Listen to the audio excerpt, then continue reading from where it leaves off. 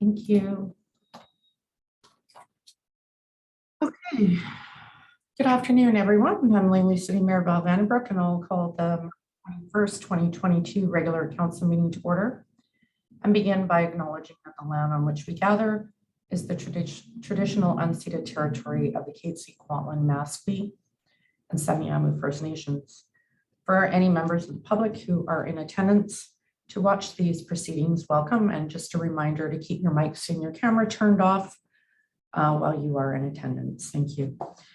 So council members today, we have Councillor Paul Albrecht, Councillor Terry James, Councillor Gail Martin, Councillor Nathan Bahal, Councillor Rudy Sturteboom, and Councillor Rosemary Wallace.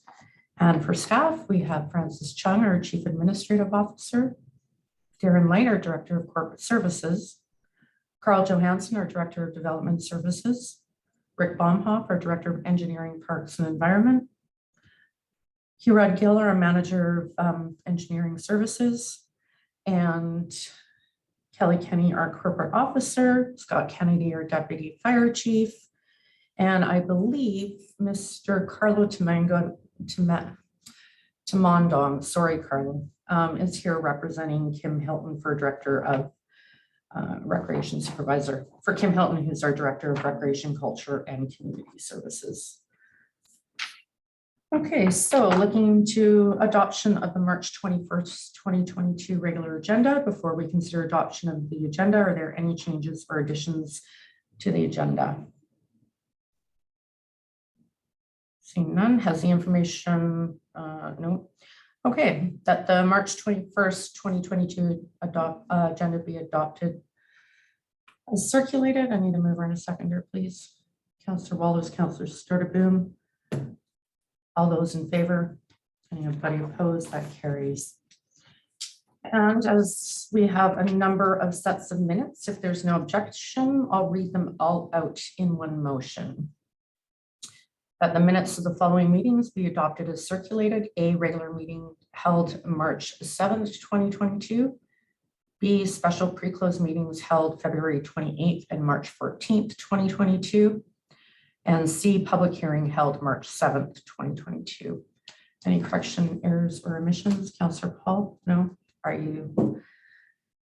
Okay. I need a seconder on that, please. Councillor Sturteboom. All those in favor? And that carries. Okay, first up, we have a quarterly report from Superintendent Adrian Marsden, who's our OIC of the Langley RCMP.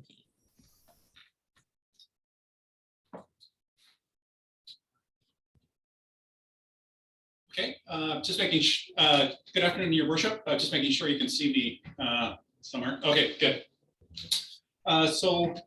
Sort of three things I wanted to cover on this portion of the agenda. The first was that we have our quarterly stats, and second thing is I wanted to actually present a bit of a project that we had run for the last month in relation to some things that had been occurring.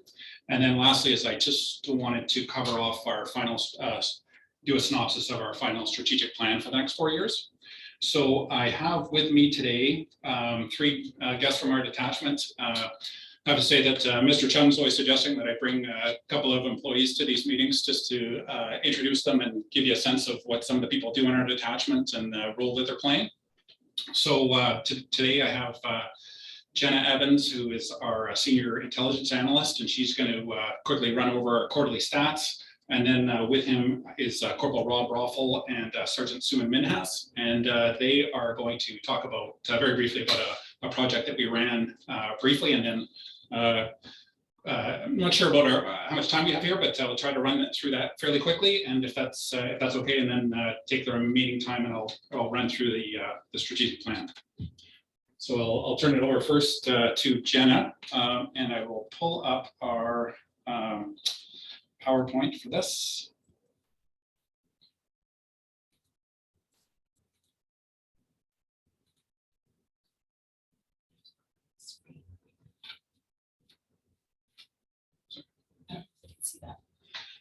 I should confirm, can you see that?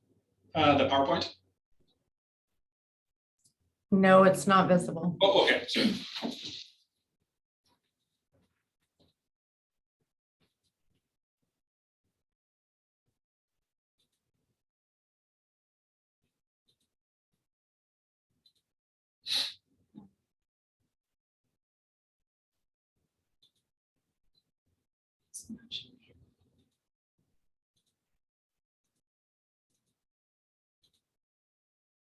Sure.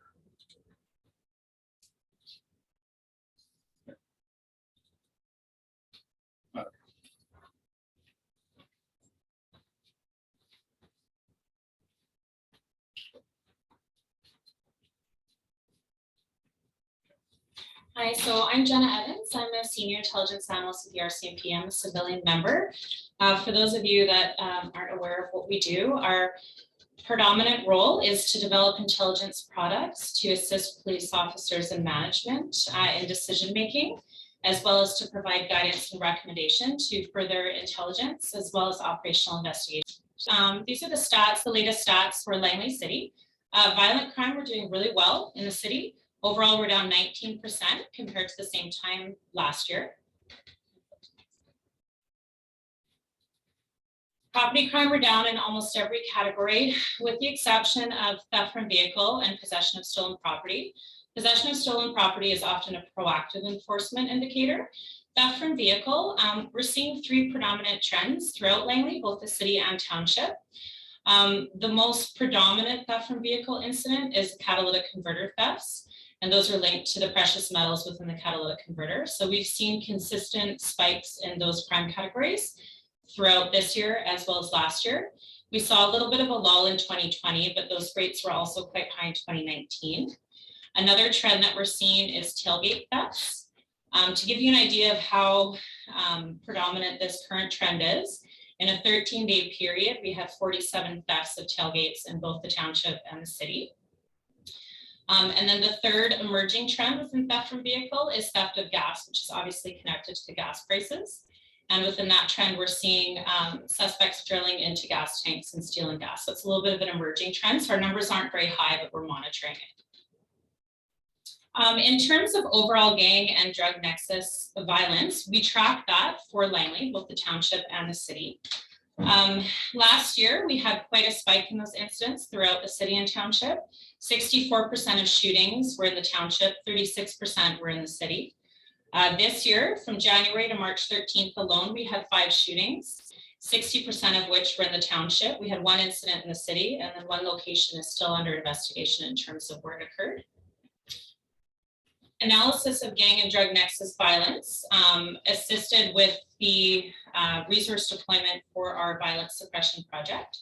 So as analysts, we look at various factors of incidents. One is spatial, so where are the crimes occurring, and temporal, when are they occurring? So based on the analysis of the gang and drug nexus violent incidents, we were able to provide areas of Langley where the members should target to increase law enforcement visibility and hopefully have an impact and affect those rates of violence. So with that being said, I'll pass it over to Sergeant Minnas. Thank you.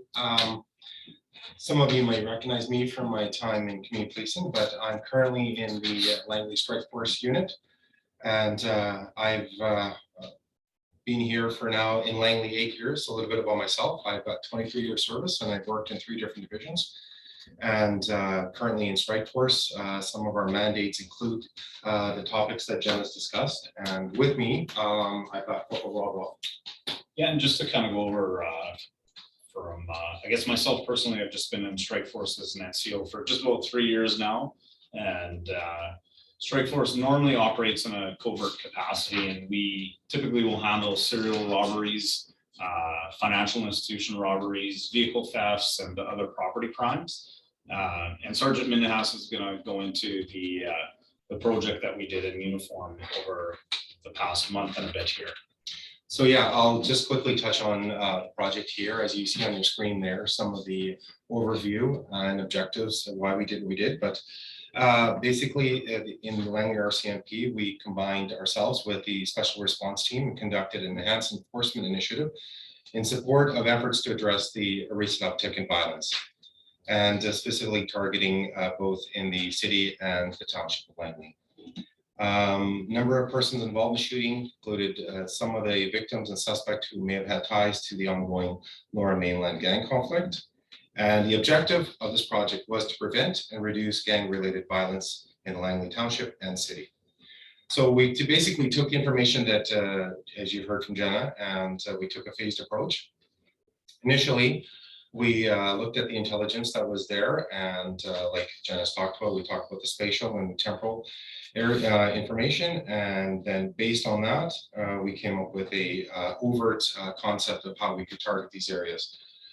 That being said, we also worked closely with our counterparts in Surrey. So we worked with the Surrey Gang Enforcement Unit and the Combined Forces Special Team too, to come up with areas, and they were able to support us in that. So that was the second phase. And then the final phase, the active enforcement portion of it, we took a multifaceted approach by the Langley units and directly and indirectly involved in projects and with our partnerships with both CFCU and ESCAP. The objectives included the disruption and charging targets, utilized all enforcement options. We used the criminal code, CDSA, and predominantly the Motor Vehicle Act. So we looked for violations and traffic offenses and whatnot that assisted us in targeting these people.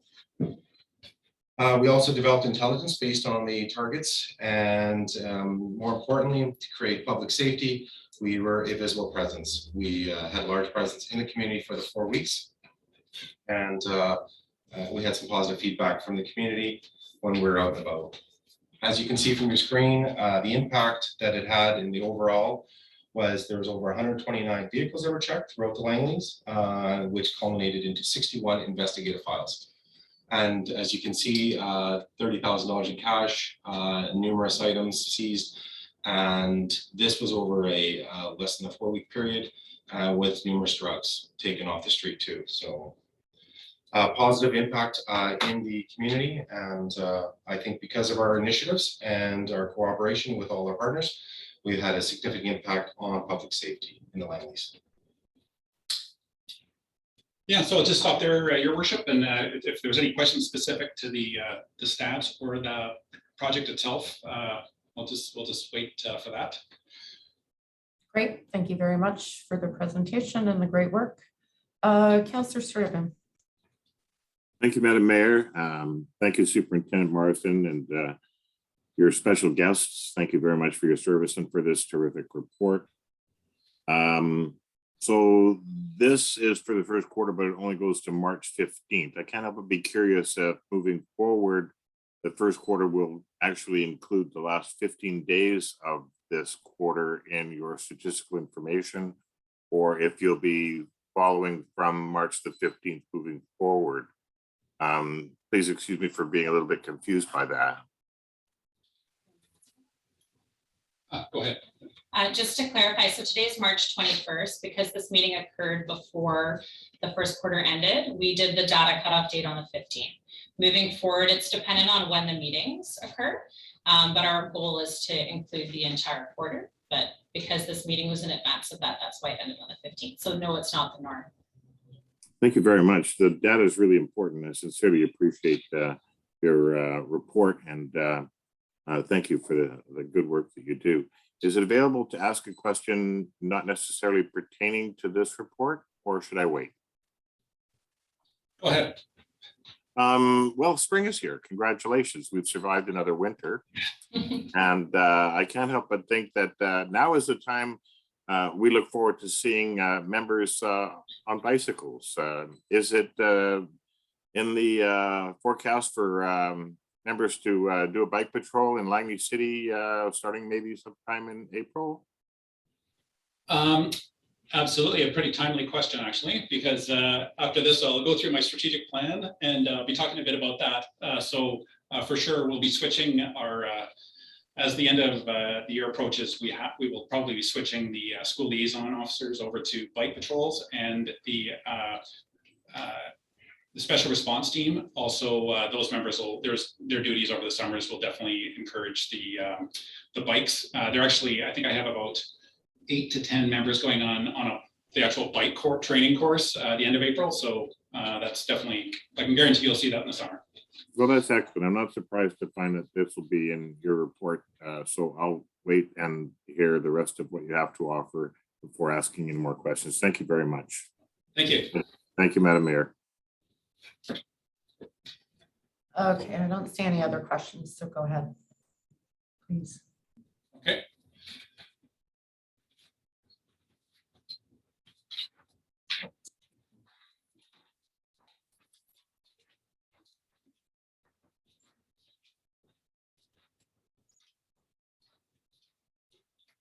Okay, so moving on to our strategic plan. So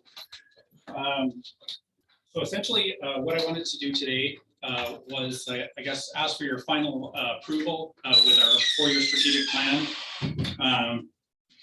I know I presented at the halfway mark, but this is sort of where we've ended up with. I'll just kind of go through the, I understand you were forwarded the documents last week, so I'll just kind of, I have a shorter version PowerPoint, and I'll just hit on the salient points of it. Try not to go too long. I think it's about 15 slides, but I'll talk relatively fast to get through it. And if there's any questions at the end or concerns, please bring them up. In terms of the overall strategic plan that I wanted to put together for the city and the township, as I talked about at the halfway point, what I did is I wanted this to be a professional product, so I really went out and sought some help, and I got that from Christine Van de Beek and her company that helped me with her strategic planning. She's been nice enough to join with me today to answer any questions that I might not be able to answer in terms of what I've laid out in the report. But I have to say she's been hugely beneficial. She really brought a professional angle to it. And I think even though I did really try to get a lot of input from, within our detachment and outside into the city and the township, she did bring sort of an international scope to it, I think. And I think there was things that would add it that I wouldn't have thought of myself. She did a ton of analysis of emerging trends across the country and in North America and globally that I think really impacted the final product and brought up some of the goals that we'll be working towards that I might not have thought of. So that was great. In terms of the process that we followed, as you know, I subjected many of you to one-on-one interviews in the beginning, and we made sure that we did a lot of research from the websites and what have you, and the literature that was on the township and city websites in terms of your own strategic plans and goals to make sure that we try to conform with that. And then, as I said, a lot of analysis of analytics and trends and stats, as well as going out and trying to talk to our key partners in the community. Basically, what this whole plan looks like in a nutshell is that we've come up with essentially 4 broad categories that we want to work towards for the next 4 years. And I've been essentially, Christine's coached me into achieving this in a way that we refer to sprints. So these are essentially short-term projects that we put together, and essentially 4 times a year we'll sit down and we'll come up with new sprints that we're going to try to achieve to work towards these 4 things over the next 4 years, both with initiatives that will get us there and also with measurable ways to measure our results. So just referring to the document itself that I forwarded, you'll notice when you go through it that there's a couple of pages there that I'll just refer to. So first one is just a broad view of the Langley RCMP detachment and the different units that we have. So frontline policing, just our uniform response. Support team is talking about our municipal employees. Investigative services is our plainclothes units. Traffic is enforcement and collision investigations. Community safety refers to our community policing officers, our school liaison, and our mental health units. And then volunteers are really what we're trying to get up and going now following the COVID years, and we're trying to get that program up and running strongly.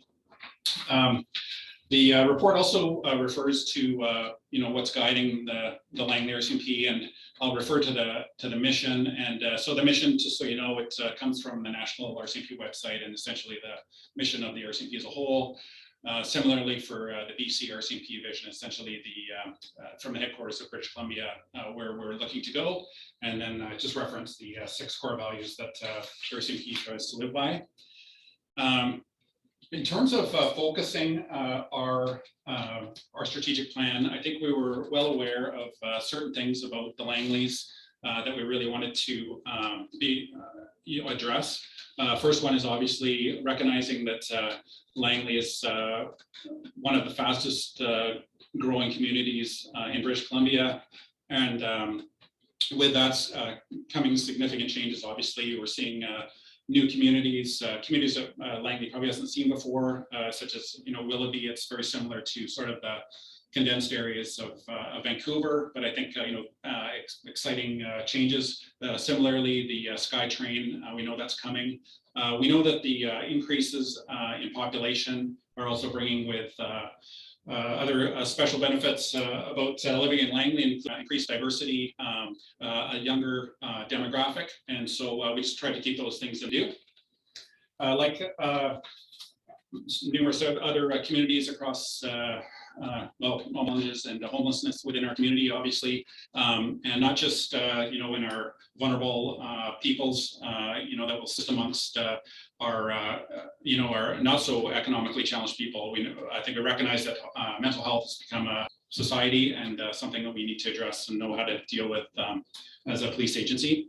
And then also I think to provide responses together, not just as a police agency, but also with all the community supports in different fields that we are responding with. So that includes like mental health professionals and other people that are much hope to glean from them as we move forward into the future.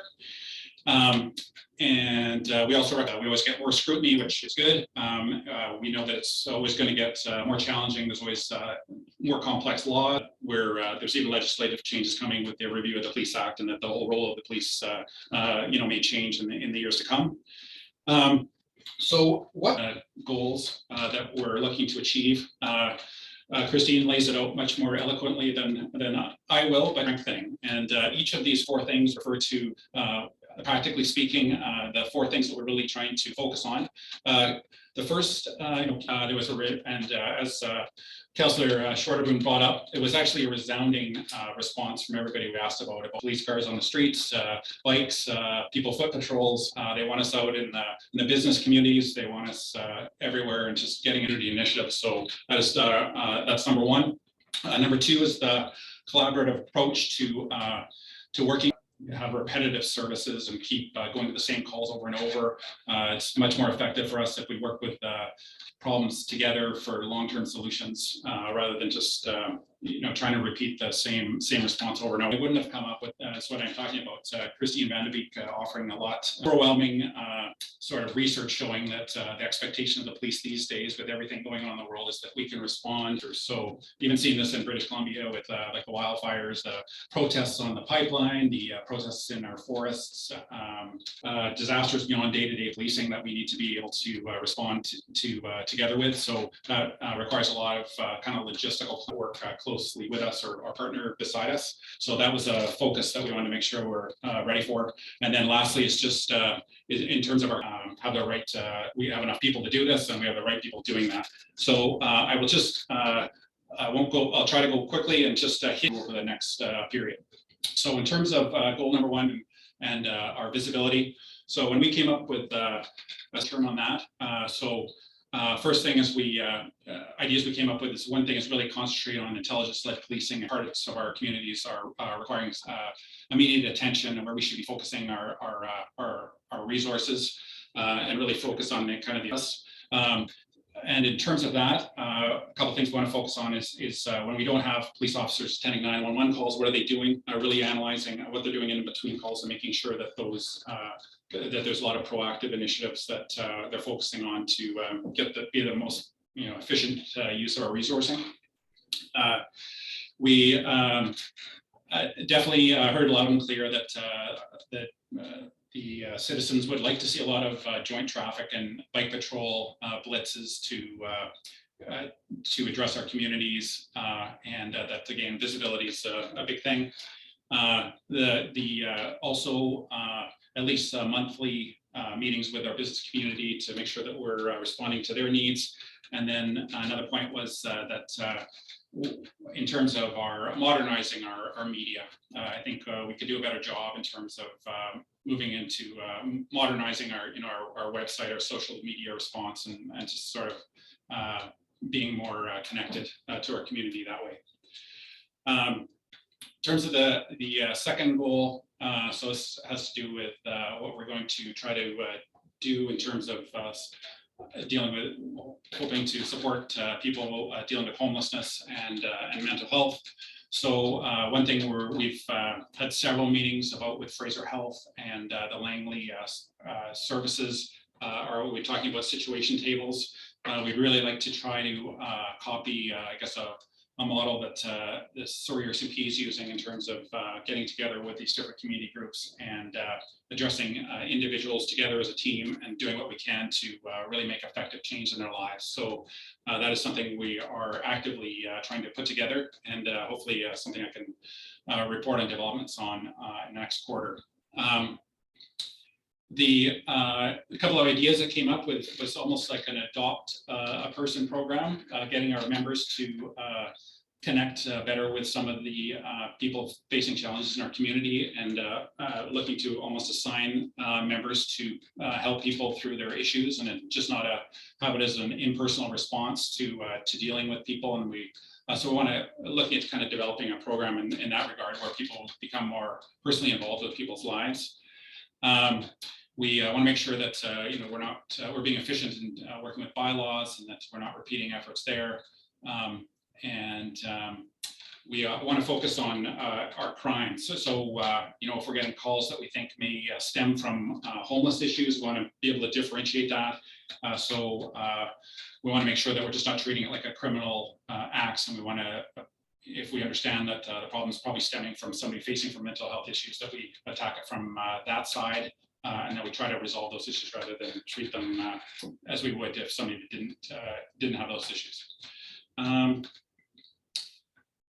terms of, so that's what we're talking about in terms of our planning with different jurisdictional partners. So in thinking ahead and looking at the SkyTrain coming, we've had several meetings with the chief of the transit police, who has been awesome, I have to say. He's actually working with us, and we're putting together an MOU to bring, they're providing us essentially a free police officer to come out and work with our special response team, and we're looking towards making that a standard MOU where they'll have two that we'll be able to partner with. Besides the additional resources for us, it also introduces us to the issues that we could potentially have with in addressing the SkyTrain coming, and then just having a good relationship and understanding each other's processes, so we work well together if when we have to in the years to come. We are also looking, we've met also with Abbotsford, and we're keeping a close eye on where things are going in Surrey, just so that we continue if there's issues like the flooding was something where we worked with Abbotsford, and just want to make sure that we understand each other's processes when working together. So we were thinking about having a sort of a ride-along program so that we understand each other and can work well together. So kind of as a big team. And then lastly, so we wanted to make sure that we're heavily involved in the Langley emergency program, and that we understand our role there.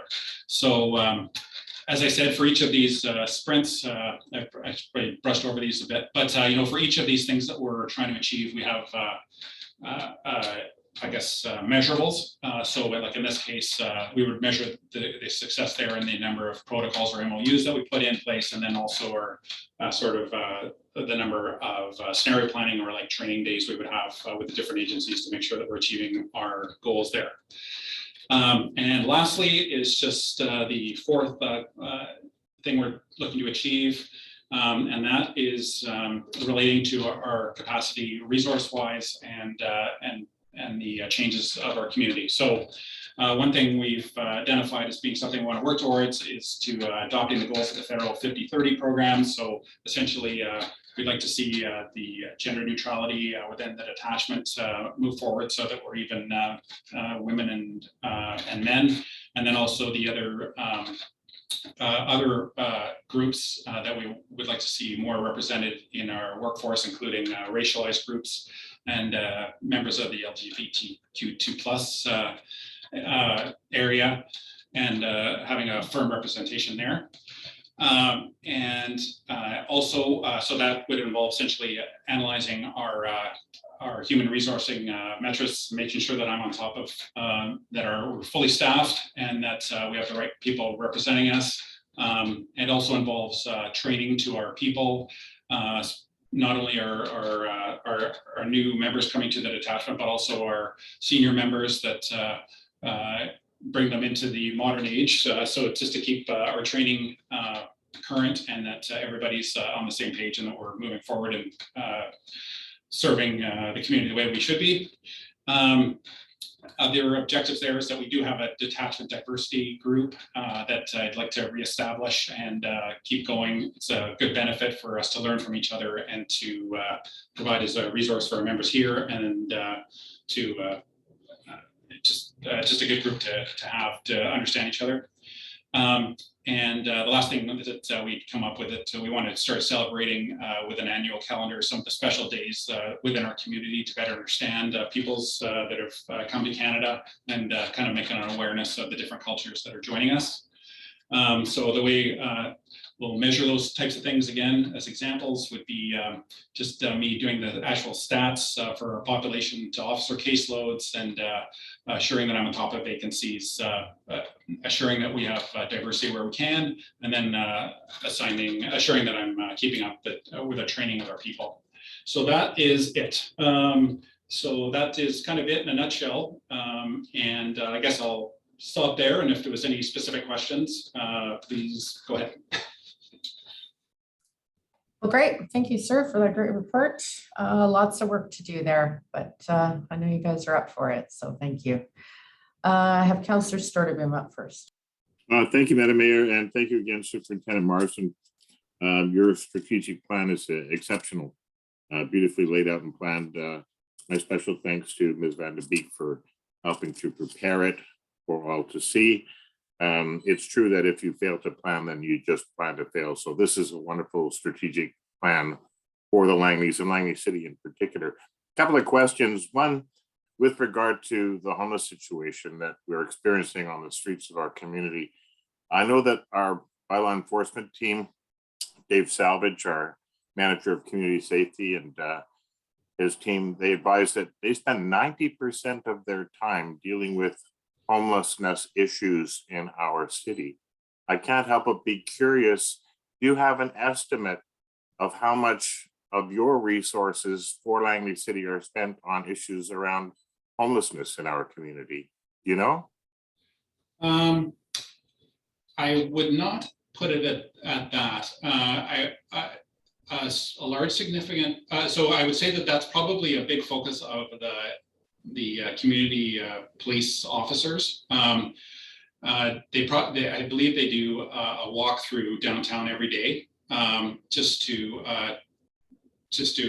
try to address any concerns they have, or also with the business communities if there's issues going on in the streets. So we definitely deal with them, I think, at least once or twice a day. But I guess in the big scheme of things, it's maybe, honestly, if I probably guess it, maybe 10% kind of thing. Yeah. Thank you very much for that estimate. I appreciate that. It gives me a better perspective as to how we are handling issues around homelessness and their interactions with bylaw and our policing services. Just one more question, and this touches on mental health. I know that our situation after 2 years in a pandemic has probably got a lot of us on edge, and there's a lot of talk about our mental health these days, and I think that's good. I know that our Langley City Fire Rescue Service, they have a resiliency program by which they support their firefighters when they experience trauma. I'm curious to know if our Langley detachment also offers something of a resiliency program to support members who might be experiencing trauma on the job and having to deal with it in private, if it's an opportunity that you have a program to help them come out and deal with this so that they can have the good mental health that we all long for. Interesting. That's another timely question. Because interestingly, the RCMP did have a challenge trying to hire enough psychologists to come in after to respond to major incidents. So that has been like an ongoing problem, being able to address that. So we would often have, if there was a very traumatic event that happened at a file or something like that, we would sit down and try to have a sort of debrief for that. So the RCMP actually did, to make up some gaps there, has started a new training program. And I believe 4 of the officers in my detachment went on that training. So it's essentially having in-house sort of debriefers to bridge the gap in that. And so that is definitely something we could probably expand on as they come back, and sort of a developing, something we need to develop in the detachment, but it's definitely a focus that that was brought up. And when I brought up the, when we're doing the strategic planning, it was definitely something that came up with all the members about wellness. So I'm definitely very focused on that. I was actually talking with the mayor about like our fitness facilities. I'm big on it, to be honest with you. I'm big on fitness. I'm big on making sure that we have a gym for our members. And I think we're all, you know, very focused on mental health, and you know, it's I think it's on all our minds. You know, we do have. We try to represent our members. We have awards days to try to maintain the morale. We do have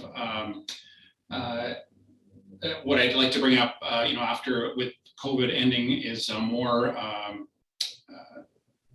you know, more, I forget the word, but essentially team building days where we can get together and just make sure that we're looking after our people, and that, you know, we're talking to our people. So I think it's definitely is. It's always a topic of our management. And it's something I think in the culture we are learning to focus on. Thank you very much. I think you're absolutely correct in drawing a direct line from physical fitness to mental health. I do think, though, that you know, we should spend a little extra time to open up the opportunity for individuals who are struggling to make themselves known and destigmatize mental health, not just in our professionals, but in our community at large. You're doing a wonderful job. It's a great plan. Thank you very much for your time, and thank you, Madam Mayor, for letting me speak. Thank you. Thank you. Superintendent Marsden, do you still have the MEET program with the peer-to-peer counseling as well? We do, and the new program that's coming in I was told, does not replace it. It's sort of an addition. It's an addition to it. Yeah. Excellent. And all staff and members have access to counseling as well outside. So, yeah. Okay, thank you. Councillor Bahal, go ahead. Thank you, Madam Mayor, and through the Mayor to Superintendent Marsden. Thank you for putting this together. This is the first strategic plan that I've seen as a councillor in 6 years. So thank you. I appreciate that you're going above and beyond what's required under, you know, provincial legislation to engage with the community, engage with council to make sure we're all aligned. That's very important. And I also like that you presented this in sort of an agile format, which is how modern business operates. That's how it operates at my work as well. So you can quickly make changes as required, and they're all very specific tasks. Question for you for the measures, and I am very happy that citizen reported sense of safety is one of your measures. Would you be providing an update on your measures to council at your quarterly meetings like this? That's really great to hear. Yeah, for sure. And that's that accountability element, which I think is so important. And again, thank you for doing that and being accountable to your community. The other question I had, and it's a great plan, when you talked about making a more diverse, inclusive police force, and that includes hiring folks from diverse communities, what programs does the RCMP have in place to ensure that people who may have that barrier to move up to leadership positions have that sort of extra support, right? Because we know equality and equity are two different things. So for someone who's marginalized, they sort of start at a -10, right? So when you identify someone as a leader who may be a woman, maybe Black, maybe LGBTQ+, what supports does the RCMP have to help them transition into leaders? Because it's really, you need people in those leadership positions to affect meaningful change in any organization. Yeah. So I don't know if I'm being honest. I don't know if it's advertised, but I think it's obvious if you're in the RCMP that the the 50-30 challenge is represented in our ranks. that's a good thing. I do think that there's a lot of discussion amongst, especially like at the executive level, in trying to get women or other sort of smaller portions of our community engaged in our leadership roles. We definitely have regular discussions, but so there are supports in the sense that I think there is a sort of I think if you're in the RCP, you'll notice that there's a drive towards promoting, women, for instance, and giving those advantages, which is good. But I still think also that you need to choose people like me that want to change it so that we do represent everybody, and it just makes it a better team if we have different groups represented, and makes us stronger and better to respond to everybody in the community, kind of thing, to be honest. Yeah. Thanks. And just a final question. And I really like that you're looking to engage with different members of the identified marginalized, communities in Langley. And I was just wondering, is there any language barriers that you've seen, like in certain neighborhoods in Langley City? And are there people in our detachment that speak those languages so they can actually kind of facilitate better community relationships? Because I had imagined, in Langley, my experiences with police are pretty benign, right? You have an interaction, it's fine. But I know from a lot of the communities that these people come from, the police are the state, which is, you don't call the police.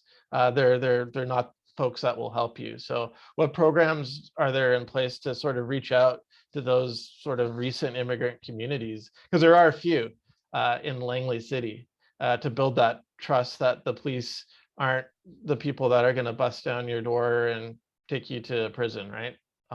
Yeah. So interestingly, the mayor was nice enough to ask me onto the local immigrant partnership team, and so those are sorts of things that I would hope to contribute to and to be moving towards, so that we are more responsive to immigrant communities and people with language barriers. So traditionally in the RCMP, we are not too bad investigationally for that. If somebody comes in and wants to report a crime and they don't speak English, we have members on standby kind of that can speak, and I can basically get a hold of somebody that can speak different languages fairly quickly. And then there's also you can phone, there's certain agencies that we can bring in to assist us with the interviews. So in terms of conducting our investigations, there aren't issues there, I don't think. But in terms of making the people that are newly arriving in Canada safe, then it's really up to us, to get out there and show them that we're their friends and we're out there to support them. I know that Langley's had events prior to my arrival. I know that Superintendent Power had a meeting with some immigrants that had come, Syrian refugees, I believe, a few years ago, that was put on by our detachment. So that's hopefully sorts of things that I want to continue and replicate and develop. Great, thanks. Yeah, and again, great strategic plan, and I look forward to tracking the progress over the quarters. Thanks again. Thanks. Councillor Albrecht, go ahead. Thank you, and thank you, Superintendent Mars. And I'm so happy and pleased with the outstanding strategic plan. It's clear to me that you've come in with an open mind and a fresh set of ears, and you've heard our community. And I think you've hit on a number of points, you and your team. And Christine, thank you for helping put it together. I think this is really, really impressive. I really value and appreciate the idea of having measurables and outcomes that we can track, monitor to check effectiveness, and where we can make some changes, as Councillor Bahal has mentioned earlier. I also I'm really happy to hear about your proactive approach towards your staff and making sure that everybody is included. This is like, to me, it feels like a whole 360-degree view of policing in our community, and I really appreciate that.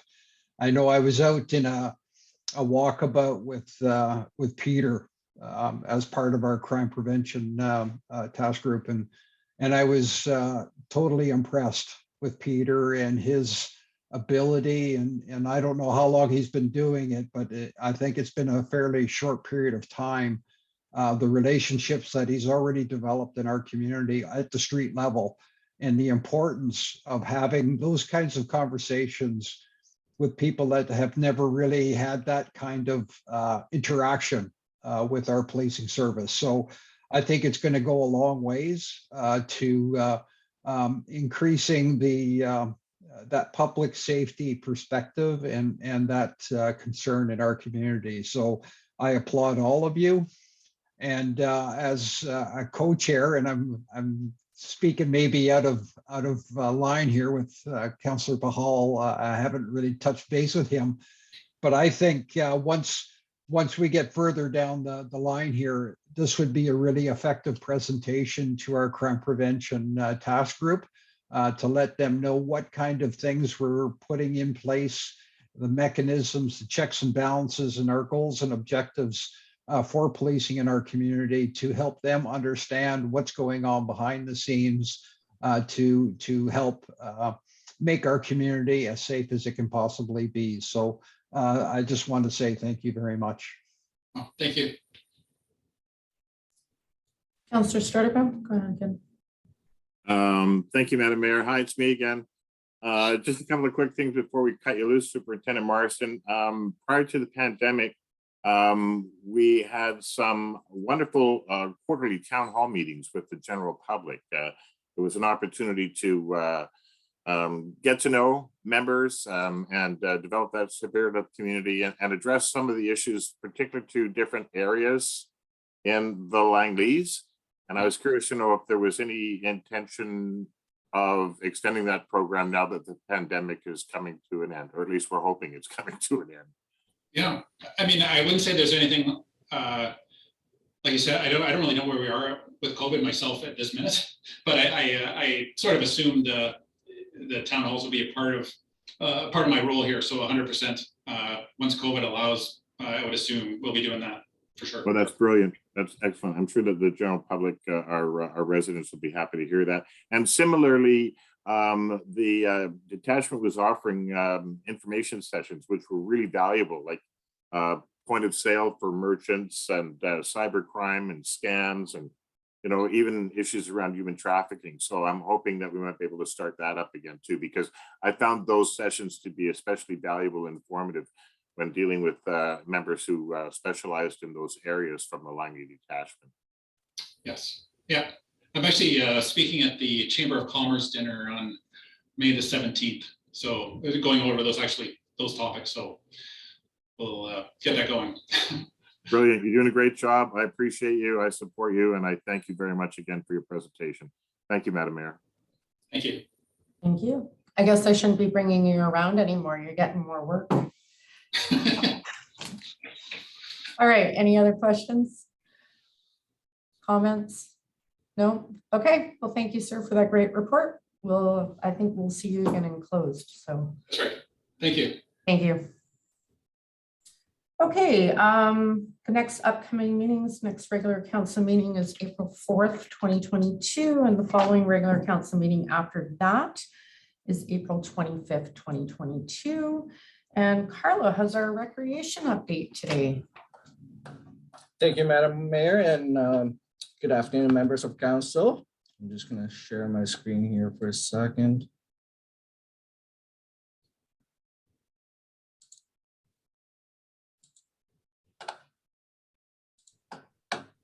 Anyone see that?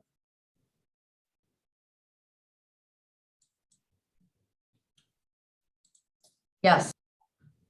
Okay, thank you. So this is our recreation update for March 2022. I'm happy to say that our Live 5210 play boxes are now open again. They are fully stocked with a variety of play and sports equipments. They are located at Douglas, Linwood, Bryden, Penzer, and City Park. To access the equipment or to get the combination code, please call 514-2940, and our receptionist will be gladly to give you the code. Once again, our Healthy Living Bag is available for pickup on April 5th, May 3rd, and June 7th. They are $6 per bag. To pre-order, you must prepaid by the Thursday prior to the pickup date. So to order, call 604-514-2940 or check our website. On behalf of Langley Arts Council, Seasons of Life, a solo exhibition by Elena Markilovan. It's located along the walkway gallery downstairs at Tim's Community Center. So the display is from March 15th to April 25th. And again, it's along the walkway gallery at Tim's Community Center. Prenatal Yoga. So improving posture, balance, and flexibility for those who are pregnant. It's starting April 4th on Mondays from 6:15 to 7:15. And it's $72 plus GST for 6 sessions. Again, to register, please call Tim's Community Center at 604-514-2940 or our registration website. Chair yoga. So it's a gentle yoga class, practicing sitting on chairs or standing using our chairs for support. This is open to all levels. Again, it's on Mondays from 2 to 3 p.m. starting April 4th until May 16th. It's $42 for 6 sessions. And again, to register, please call 604-514-2940 or our website. Active Start Soccer. So we have 3 different types of sports classes for our little ones. So this is for our preschool age, 2 to 5-year-olds. We have floor hockey, multi-sports, and Active Start Soccer. Floor hockey is on Mondays starting April 11th. Multi-sports is on Thursday starting April 14th. And our soccer class is on Saturdays starting April 23rd.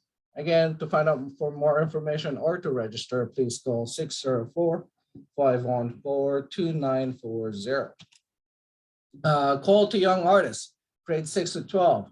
Showcase your art at this upcoming Youth Week. We'll be having a Youth Week art gallery. So to submit your art at any type of medium, submit it by May 3rd by emailing youth@langleycity.ca or in person by visiting our youth programmer at Tim's Community Center. The Youth Week Art Gallery will be on Thursday, May 5th from 6 till 8 p.m. at Tim's Community Center. And to find out for more information, please email youth@langleycity.ca or call our youth programmer, Taryn, at 604-514-2999. Moving on to our children age sports classes, our fundamental sports.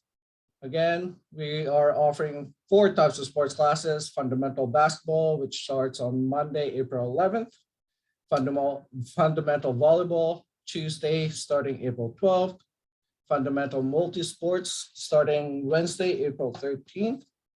And fundamental soccer on Friday, starting April 22nd. And all these classes are from 6 p.m. to 7 o'clock in the evening. To find out for more information, please call 604-514-2940 or visit our website.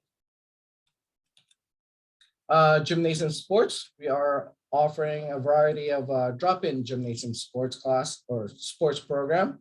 So we got table tennis, pickleball, basketball, volleyball, and badminton.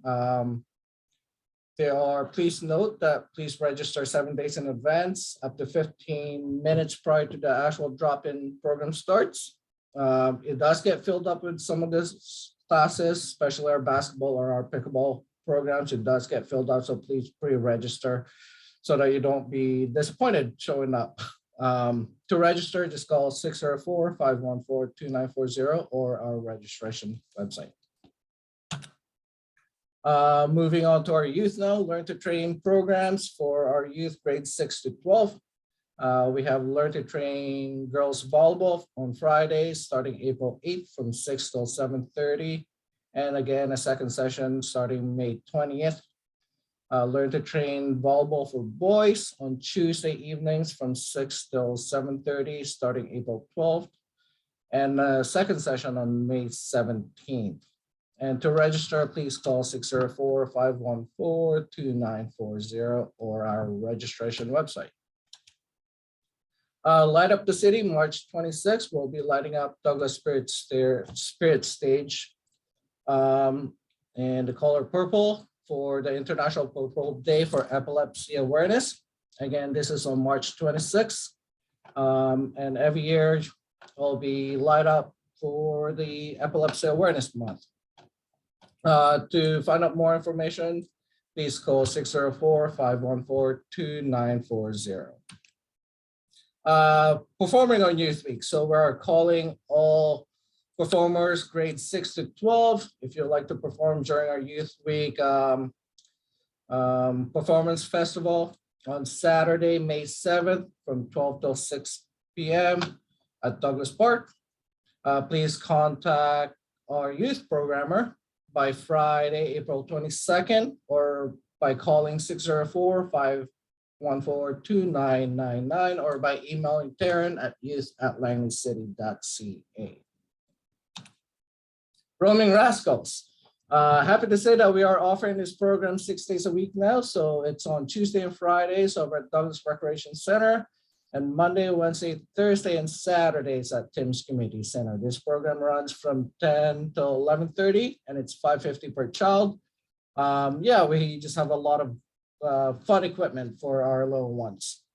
So to register, please call 604-514-2940, or for more information, please see our website.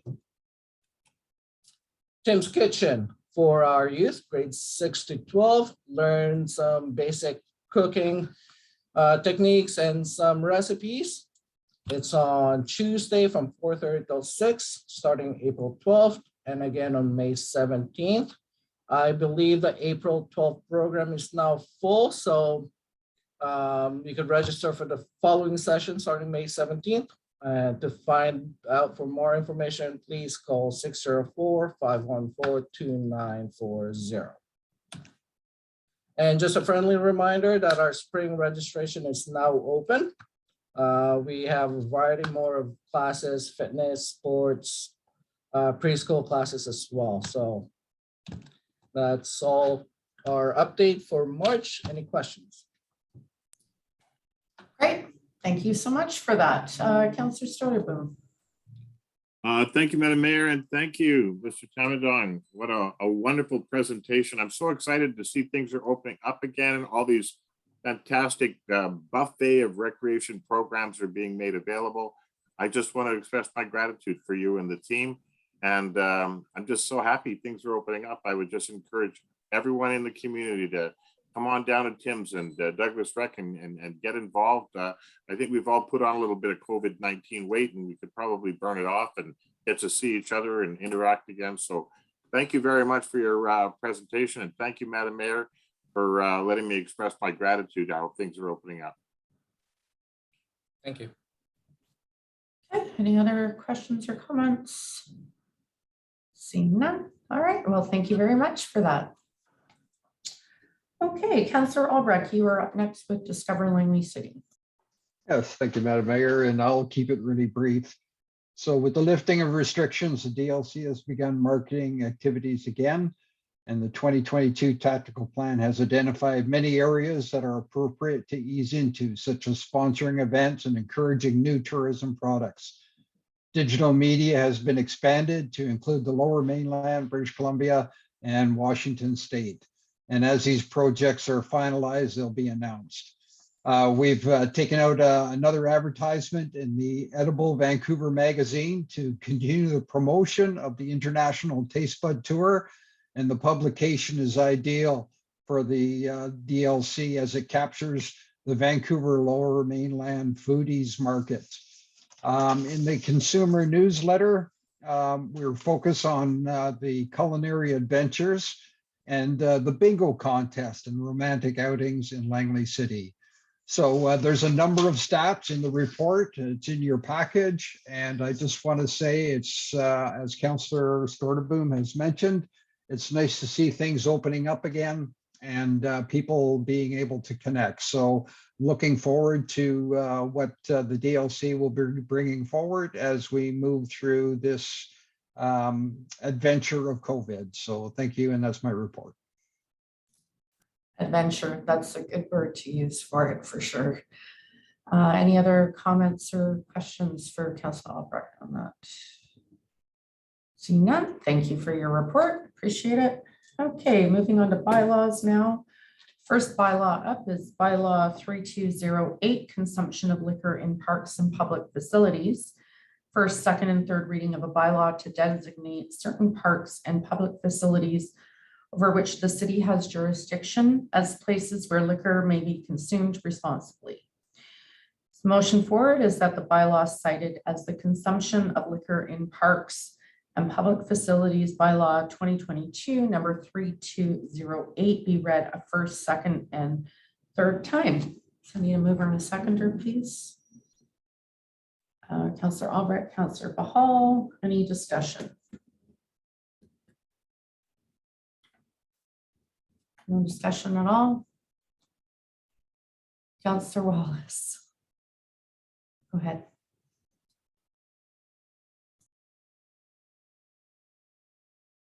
Sorry, I'm having trouble with my hand again, and I'm having trouble with my mic. So again, I think I spoke on this last time, just because of the vulnerability down in the Douglas Park area. I will be voting against this motion. Thank you for your comments. I'm not sure who to ask for staff on this clarification. I know last year we were tracking the progress of it over the summer, and I just want to confirm that we will still be doing that. And I understand as a bylaw, we can change it if we so choose to do so. Is that correct? Are we going to be receiving updates from staff? Madam Mayor, to answer your question, we are going to be having another survey during the progress of the program. So if there are any issues and challenges related to the program, then certainly staff will bring that forward to council for consideration, whether to amend the bylaw or cancel the program. So that's what we're doing. Okay, great. Thank you for that clarification. Okay, I will call the vote then. All those in favor and opposed? Councillor Wallace opposed. Thank you. Okay, on to the next bylaw 3209, drinking water conservation plan bylaw amendment. First, second, and third reading of a bylaw to amend the city's drinking water conservation bylaw to reflect updates to the Metro Vancouver drinking water conservation plan. I understand that staff have made a minor correction to the amendment bylaw after it was circulated with the agenda, and accordingly, council has received the new version for consideration. And I believe, Mr. Gill, you'd like to speak to the bylaw. Good afternoon, Madam Mayor and councillors. The purpose of this bylaw is to introduce amendments to the city's drinking water conservation plan bylaw number 3037 to make it aligned with the Metro's updates to the water restrictions. And the overall purpose of this bylaw remains the same. The only changes that you see in this amendment is to restrict the number of days from 2 days to 1 day in stage 1 and 2, and also shorten the duration where people can water their lawns and trees and that kind of things. And again, I would like to express my apologies for the mistake came from that the table, everything was updated. However, the texts that were referring to those tables were not. In my own version of the files, everything was okay, but I forgot to, when I was uploading, to upload all the changes. And that is okay, Mr. Gill. We all make mistakes, so it's all good and we got the information. So in the end, we have it all. Thank you. All right, the motion that the bylaws cited as the Drinking Water Conservation Plan 2017, number 3037, amendment number 1, 2022, number 3209 be read a first, second, and third time.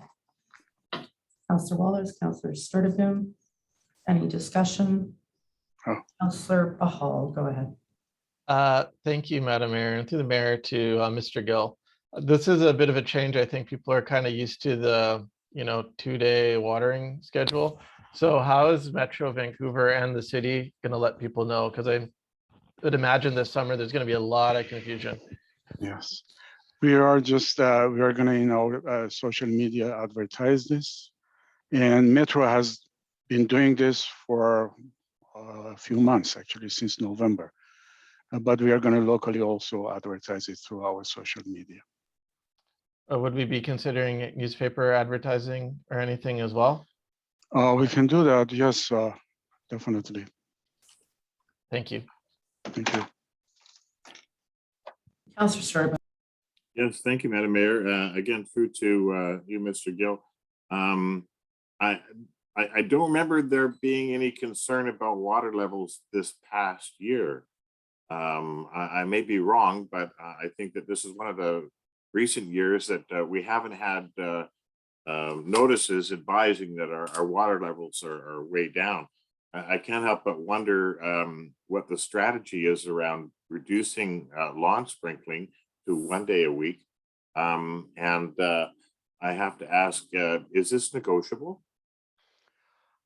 Well, this is that Metro actually recommends to all member municipalities. All municipalities, to my knowledge, they are doing the same thing. As a matter of fact, all of them, either they started last week or this week, they are going to their council to actually amend their own bylaws to match the Metro's guidelines. Yeah, I appreciate that. I just can't help but think that, some people might like the hours to be a little more flexible, or at least in keeping with when they're awake. Yeah. I just have to ask, if there's any opportunity to negotiate some of these restrictions at all, because, well, it's supposed to be about people and less about Correct. things. Yeah. Correct. Usually the watering hours, even in the past, it was to avoid peak time consumption hours. Okay. So that's why you see that it's early in the morning or on weekends where people may not actually do washing dishes in the morning or do some other stuff. So this is all just to be off peak hours. That's the whole idea. Yeah, okay. No, I appreciate you explaining that to me, and I appreciate too that you're not the authority, you're just the messenger. So thank you very much for presenting this, and I will support it. I think we have to. I don't think we have an option. Thank you very much, Madam Mayor. Mr. Baumhoff, did you want to comment on that? Yes, thank you. And basically, Councillor Sturtevant, you mentioned that we're the messenger passing the message along from Metro Vancouver, but it was approved by the Mayor's Council to revise the bylaw. So this is really our bylaw to amend to match Metro's bylaw. Thank you, Mr. Baumhoff, for your input. Thank you again, Madam Mayor. Mr. Gill. Thank you. Councillor James. Thank you, Madam Mayor. Further to Councillor Pahal's question, and forgive me if I missed it, but he inquired about how we would inform the community about this. Would our tax notices be too late for something like this to be included in them? Just because I know as a homeowner who's very cognizant of, watering times and schedules and stuff, I know a lot of people, it's just not top of mind for them. So I think we need to be, if we're going to be successful with this, I just think there needs to be maybe more avenues other than just social media and an ad in the paper. So pretty much everybody in our community gets a tax notice. So I just wondered if that would be an option or not. Maybe Mr. Light can answer this question. This is something that we could include in our property tax notice. Thank you for that clarification. Okay, any other questions or comments? Seeing none, call the vote. All those in favor? Any opposed? And that carries. Okay, on to bylaw 3205, zoning bylaw amendment number 187, RZ 1121, and development permit DP 14-21. First and second reading of a bylaw to rezone the properties located at 5494 to 5508 Brighton Crescent and 19890 55A Avenue from RS1 single family residential zone to the CD83 comprehensive development zone to accommodate a 6-story 92-unit apartment development. And I believe Mr. Johansson has a few words about this. Yes, thank you and good afternoon, Mayor and Council.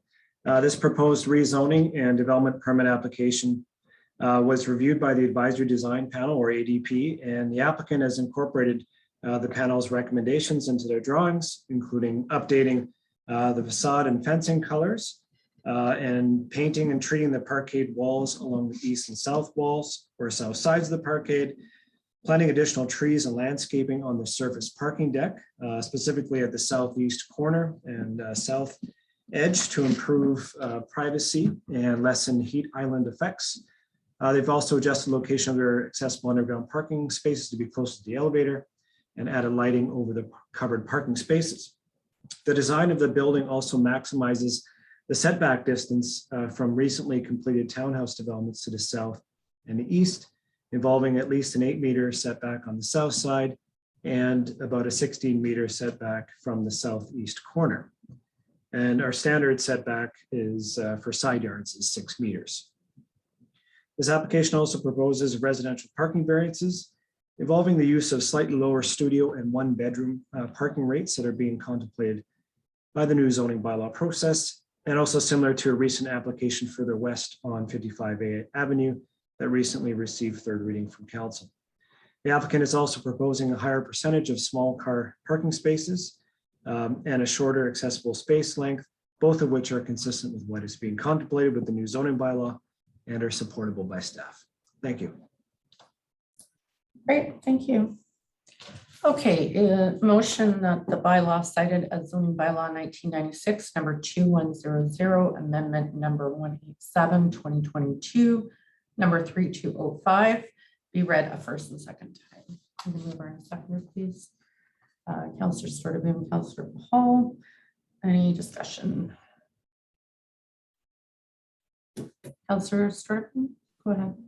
Thank you, Madam Mayor, and thank you, Mr. Johansson, for your presentation. I was privileged to review this application with the advisory design panel. And yeah, it's a good looking building. It fits with the immediate area where it is intended to go. I think it'll be a wonderful addition to our community. The only variances are associated with the parking, identifying parking stalls for accessible use to be a little bit less, and a little bit more small car parking. And I would just like to say that I think that there's a lot of guys driving around town with these really big pickup trucks, and I can't help but wonder if when they buy these units, they're going to have all their trucks sticking out all over the place. So if I may, I would encourage the developer to advise prospective buyers that these are small parking spaces and that they should make arrangements to accommodate some of the bigger vehicles guys use for driving to work and doing their jobs. So that's just my comments, but I will be supporting the initiative, and I'm grateful for the developer for doing business in our community. I just want to make sure that there's full disclosure with regard to parking for prospective buyers and or tenants. Thank you very much, Madam Mayor. Okay, any other comments or discussion? Okay, I'll call the vote. All those in favor? Any opposed? And that carries.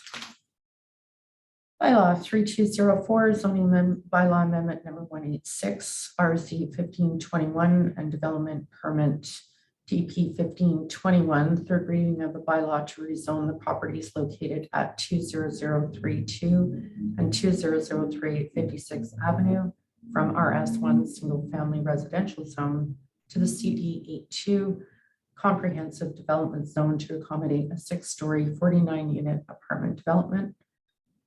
Motion forward is that the bylaw cited as the zoning bylaw 1996, number 2100, amendment number 186, 2022, number 3204 be read a third time. I need a mover and a seconder, please. Councillor Storteboom. Councillor Pahal. Any discussion on this? Councillor Pahal, go ahead. Thank you, Madam Mayor. And I just wanted to comment about the extra work. Well, I guess not extra work, but since we have our new official community plan, one of the things in there is that the developers have special effort when it comes to sound attenuation on our major arterials. This is a really major arterial. I know I've received messages from a resident that lives on there about, motorcycles and loud cars in the summer. Last year, I lived on 203rd and by the fire hall, and the building design, and I was in a building that was designed well, so you can close the window and you can get a good night's sleep when the window's open. Oh my goodness, right? So I'm really, really excited that this particular project, the proponent has said that they will hire an acoustic expert to make sure that it meets BC code for soundproofing, because just because it's designed that way doesn't mean it actually will be once it's built. So really, I think this developer is a great example of how you do things well in our community and how you do things well on arterial corridors. So I just wanted to call that out. And I would hope that other developers, when they're building along major corridors, do this as well. So thank you very much. And I'm glad the developer is looking and respecting our new official community plan. So I'll be supporting it. Okay, thank you. Call the vote. All those in favor? Any opposed? And that carries. Okay, on to bylaw 3194, the 2022 to 2026 financial plan, final reading of a bylaw to adopt the 2022 to 2026 financial plan.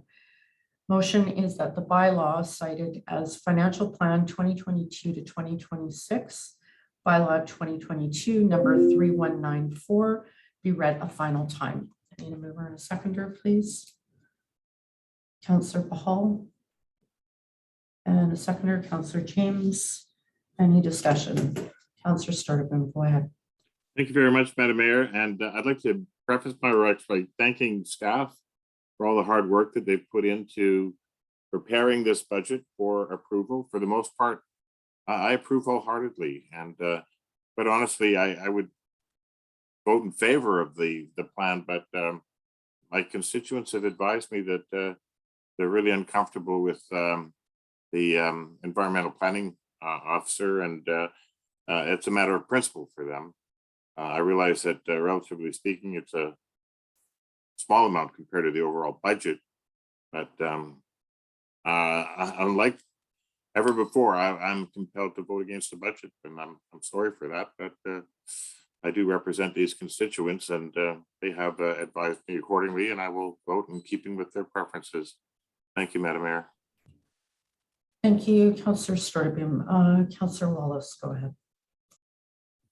Thank you to the mayor. Yeah, it's always hard to make these decisions when it comes to budget time. And I don't think the environmental sustainability coordinator is the looming thing that is causing our budget to be, the taxes to increase. I think we've heard from our constituents, some of them, that's the position that they're worried about. And I hope that we as a council and staff can go about hiring the right person to do the job that needs to be done when it comes to fighting climate change and that piece about sustainability, food security, and so on and so on. There's just so much help that we need for today and for future generations. Thank you. Okay, any other comments? Councillor Storteboom, did you? Yes, thank you again, Madam Mayor. I just wanted to say that I've thanked staff for their hard work on this. I want to thank council for this too. I really appreciate Councillor Albrecht recommending a deferral. We have to deal with it. I was hoping that the federal government would give us some kind of relief from the burdensome cost of back pay for the RCMP in keeping with their new union contract, but that doesn't seem to be on the horizon. So yeah, I just wanted to thank everybody for the hard work they put into this, including council. Thank you very much, Madam Mayor. Thank you. Councillor Albrecht, go ahead. Yeah, thank you, Madam Mayor. And yeah, I too want to thank staff and other members of council and members of the community for providing us feedback. And I think it's really important that we do hear and actually hear and listen. I've been in this community for 30 years and I've raised 4 kids here, and the affordability thing is very, very real in my world and my life. So I do understand the affordability thing. I think that as Councillor Stortenboom alluded to, it's unfortunate that the federal government didn't help local government with the retro pay for RCMP. It's an unfortunate thing that has been passed down, and we're left to try to make some difficult decisions.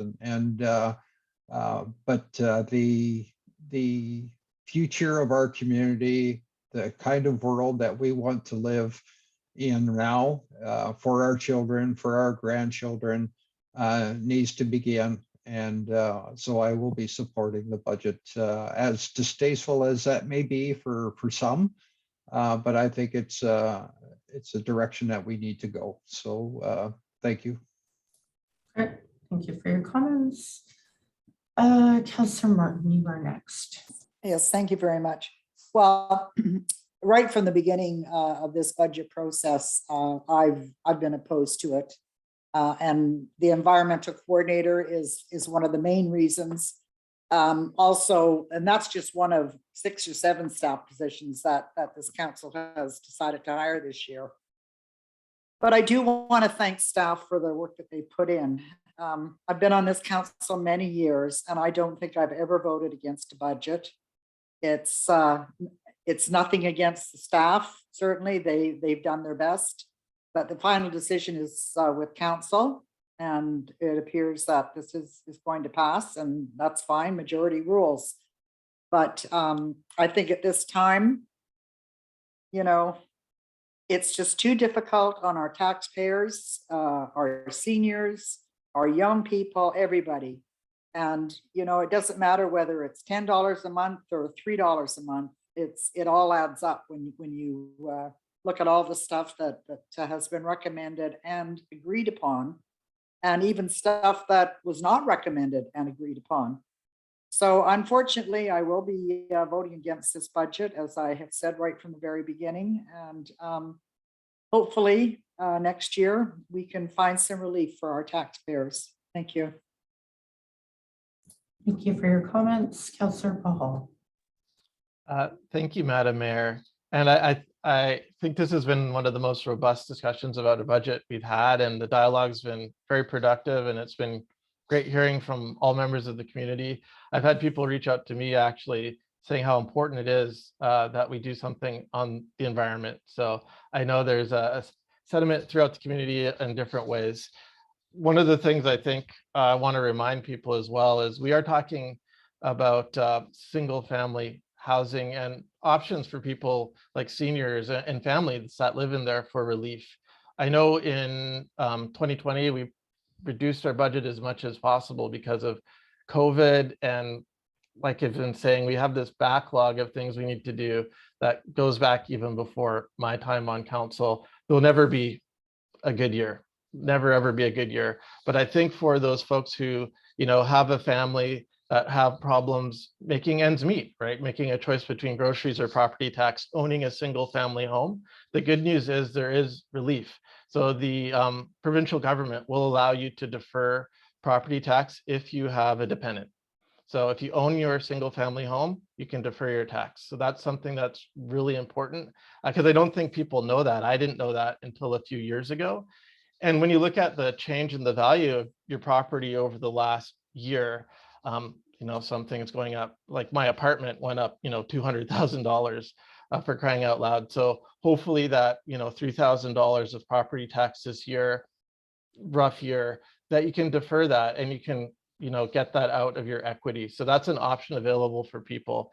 And I think that's an important one for folks to remember, and also for seniors on fixed incomes as well. They can qualify for this as well. And I just hope that staff continue to support that program. The other option that's available that a lot of people take advantage of, or more and more, is the program where you can prepay your taxes to the city. And I think you can get some money back at the end of the year based on how the interest goes, which is something that's really important. And then I know, like, when I had my mortgage on my apartment, just like I have a mortgage now, that property tax component's embedded into my mortgage payments. So I don't even pay it. So I think there's just a lot of options that are available. And I just hope that we provide those to our residents, because honestly, we've been hit by the COVID pandemic. We've been hit by climate change. Like, I hope we get that environmental coordinator to work on things such as, doing our flood mapping, because I saw the damage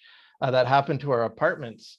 And as someone who's on a strata council in an apartment where there was flooding, my goodness, those assessments are awful. And they just come up, out of nowhere that you don't plan for. So if we can have our environmental coordinator work on making sure our flood mapping is up to date, making sure that we're providing services before the next disaster, I think we're going to save residents money in the long term as well. So it's really complicated. For me, I still think that we need to ensure that we're investing in climate change mitigation for our community, because it's only going to get worse. And again, I asked staff to make sure that there are residents I know who are struggling, that they know there are options, so they can defer that tax and really tap into the equity they built in the single family homes over the years.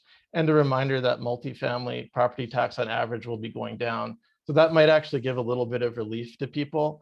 And then a final reminder that for your rent, if you're a renter, I think the province only allows rent to go up 1.25% this year. So this property tax increase won't have a meaningful impact on your rent. So that's really important, because I know a lot of people who are making ends meet also rent, and to have that comfort that their landlord can't jack up their rent because of property tax. Just want them to know that. So thank you, Madam Mayor.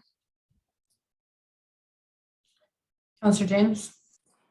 Thank you, Madam Mayor. I said this from the beginning, this has been a brutal year. The decisions we've had to make, the costs associated with the RCMP back pay, and again, I don't begrudge them their jobs. It just came as a huge surprise to all municipalities, I think, and it's something that put us basically at a 5% disadvantage right out of, or not disadvantage, but tax increase right out of the gate without considering any new positions or anything like that. And the only thing I want to say about this year is, for the last 2 years, there's been consideration given not to increase any positions or put up any new positions in, or minimally.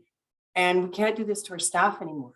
And I'm also not comfortable with the idea of future councils having to pick up where we left off and not making sure that we have enough people to run this community in terms of staff. So the other thing is the environmental coordinator, sustainability coordinator. I've heard from people, both sides of it. Honestly, I've heard people saying this is not the year, don't do it. Call on the resources of LEPs and other environmental organizations who are basically running their own organizations. They can't run the city's environmental coordination. I've also heard from people who say that it's a great idea and it's long overdue. So no matter which side of the fence you sit on this year as a councillor, and I commend every single one of you, mayor and council, we've had nothing but conversations with constituents, with each other, with staff, trying to figure this one out. And at the end of the day, I am going to support this budget, not because I don't think every single day about people where it's challenging for them to pay their taxes. And the fact is, nobody likes to pay taxes and nobody likes tax increases. But Councillor Bahal did take the time to research these things, and I appreciate that. So in some instances, there is relief for those that are finding themselves completely at a disadvantage. So 1 second. So I honestly, sorry about that, I had to let my dog in. just really want everybody to know that we've heard you, we've listened. We're on different ends of the spectrum. This has probably been the first year where I've seen it be this close. So without belaboring it, I want to thank everybody, staff, council, everybody who got a hold of all of us, the letters, the phone calls, the emails. That just shows me that you're listening and you care, and I need you to know that we care as well. So I just wanted to leave everyone with that understanding that this was probably the worst in all my 12 years on council. This was by far the most difficult year. So thank you for listening. Councillor Sturdivant? Yes, thank you, Madam Mayor. I just wanted to thank everybody for engaging in this conversation. It's been respectful and fulsome, and that extends to those individuals from the community who wanted to make themselves known. Thank you, Councillor Hall, for advising of the different options that are available for individuals who might feel like constrained by you know, this significant increase in the taxes for detached family homes in particular. However, projecting into the future, I would like to say that we need to continue petitioning the provincial government to break up how these property taxes are calculated for detached homes as opposed to attached homes, because quite honestly, the way things are going, attached homes are probably less affordable now than the detached homes are less affordable now than the attached homes. And so as a result, this whole thing could flip around the other way, and we might find ourselves looking at a 10% increase for townhomes and condos next year. So it's just a wild ride, and it's unfortunate that the province hasn't listened to our calls to break up these classes, and we have to continue petitioning for this in no uncertain terms. Thank you for hearing me out, and thank you all for your participation. Okay, any other comments or more comments? Seeing none, call the vote. All those in favor? And opposed? Sturdivant, Martin, and Vandenbroek opposed, but the financial plan carries. Thank you to staff and everybody for working on this. Okay, we'll move on. Environmental Sustainability Committee Earth Day event, April 23rd, 2022. And I believe Councillor Wallace is chair of this committee. You'd like to introduce the motion. So go ahead, please. Thank you through the mayor. That council approves the request from the Environmental Sustainability Committee for $2,000 from the Enterprise Fund to support the city's coordinated Earth Day and pitch-in event on April 23rd, 2022 for purchasing planting supplies, prizes, and advertising. And if I may, I'd like to read an excerpt from a meeting. Discussion was held around this year's planned Earth Day event to be held from 10 a.m. to 2 p.m. on April 23rd, 2022 at Douglas Park. The Environmental Sustainability Committee is planning and coordinating the event under the leadership of Nicole Marples of Langley Environmental Partner Society, LEPS. It was noted that this will be the first city-run event since COVID-19 shutdown, and the Environmental Sustainability Committee's first ever event that we hope will become an annual event. The event will have an educational focus and include hosting an interactive recycle game, Douglas Park bingo, a scavenger hunt, etc. with prizes. Strawberry plants will be available for planting as takeaway gift, and there will be a giveaway sunflower seed packets. Bags of compost will be given away along with a display will demonstrate common green waste contaminants and encourage the reduction of these items. Sorry, excuse me, sorry guys. Seed bags, sorry, where was I? Will prizes. Strawberry plants will be available for planting as takeaway gift, and there will be giveaway sunflower seed packets.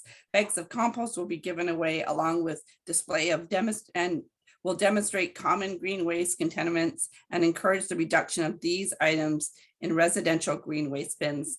At the February meeting, a motion was passed to request council approve to use $500 from the Enterprise Fund to cover the costs. It was noted that this did not include miscellaneous expenses, particularly advertising costs, which is recommended to broaden the audience beyond people who use social media and the city newsletter.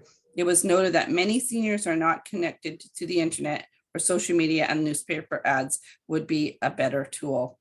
It was moved and seconded to rescind the $500 motion in the February 10th, 2022 meeting in minutes and replace it with that council approves the request from the Environmental Sustainability Committee for $2,000 from the Enterprise Fund to support the city's coordinated Earth Day and pitch-in event on April 23rd, 2022, the purchasing of plants, planting supplies, prizes, and advertising. I'll And second that motion. And it, yeah, and then all you guys received a poster in your package as well. Great, thank you. Okay, we have a seconder. Any other comments? I know I'm glad to finally see something for Earth Day. Very excited about that. Councillor James, go ahead. Yeah, thank you, Madam Mayor. Just a quick request that could we, outside of the poster that we got in our big humongous council package, could I request that someone send Discover Langley City a copy of that so that we can put it on the website and get the word out and stuff? Thank you. Yeah. Yes, that can happen. And then, and if I could, to the mayor, once again, thank Langley Environmental Partnership Group for their generous support, ongoing support in the events and environmental initiatives that happen within the city and the township. Thank you. Great, thank you. Is Metro Vancouver involved in that at all, Councillor Wallace, or? No, they are not. I believe we did not reach out to them.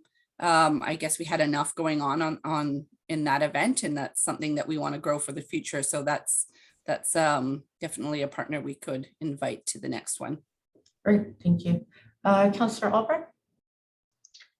Yeah, thank you, Madam Mayor. And I just want to thank our whole committee. I think they're a really passionate group that is interested in trying to raise awareness and provide some education for our residents or any participants that show up on Earth Day. And I think this is something exciting to look forward to, an event where we're going to be meeting in person, and the first one for our community. So we're really looking forward to a successful event. And I want to thank Rosemary for her passion in having this happen in our community. So thank you. Councillor Wallace? Yes, thank you. Through the mayor, to the Council Albrecht.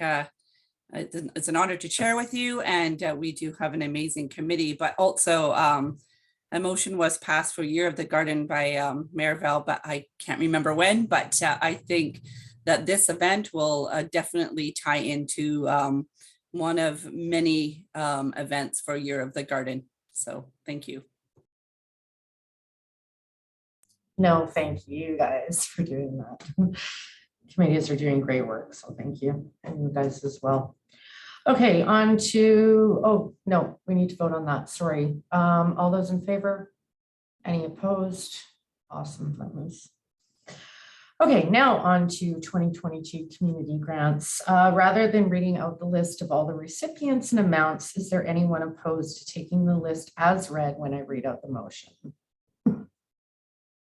Seeing no objections, motion that City Council award community grants totaling $113,058.19 to the organizations as listed in the staff report dated February 7th, 2022. I need a mover and a seconder, please. Councillor Storteboom, Councillor Albrecht. Any discussion, comments? Councillor Storteboom, go ahead. Thank you, Madam Mayor. And yeah, this is basically the list that Council's already approved, except that the Dutch Liberation Canadian Society application has been removed, a value of $2,500, because as I understand it, reported to me by staff, because of flooding in the Fraser Valley, availability of tulips is not as they would have needed to complete the program. So they have pulled their application for the community grant. I just want to mention it so that Council would consider favorably for any future applications that this group might be making. They have demonstrated themselves to be valuable in commemorating the liberation of the Netherlands some 77 years ago now, but that they have also extended their appreciation to the community at large and seniors in particular by delivering tulips to the seniors' residences in our community. So I just wanted to mention that, and I appreciate the opportunity to do so. Thank you for hearing me out. Oh, that's too bad to hear. Flooding doing more damage there. So, okay, call the vote. All those in favor? Any opposed? And that carries. Okay, council policy, CO 71, asset management policy update. That proposed amendments to council policy CO 71, asset management policy be approved. I need a mover in a second here, please. Councillor Sturdivant, Councillor James, any discussion? Okay, call the vote. All those in favor, any opposed? And that carries. Okay, going on to a motion to hold a closed meeting, that the council meeting immediately following this meeting be closed to the public as the subject matter being considered relates to items which comply with the following closed meeting criteria specified in section 90 of the community charter. 1C, labor relations or other employee relations. F, law enforcement if the council considers that disclosure could reasonably be expected to harm the conduct of an investigation under or enforcement of an enactment. Need a mover and a seconder, please. Councillor Sturdivant, Councillor James, all those in favor? Any opposed? And that carries. All right, so a motion that the meeting adjourn. Need a mover and a seconder, please. Councillor Sturdivant, Councillor Bahal, all those in favor? And that carries. Okay, wonderful.